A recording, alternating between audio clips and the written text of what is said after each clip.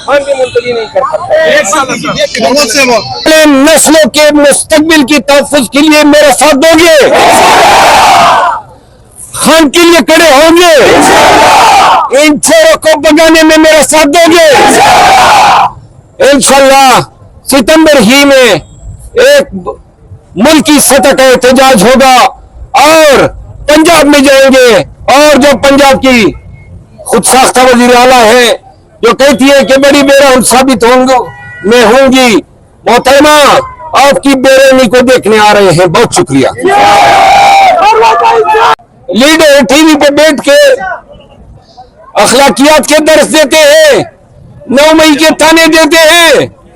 पूरी नून लीग वालों कान खोल के सुन लो, अगर रतीब हया है तुम में तो फ्रॉड से फॉर्म 47 से तुम हुकूमत या इक़्तिदार पर पंजाब और मरकज में न बैठो।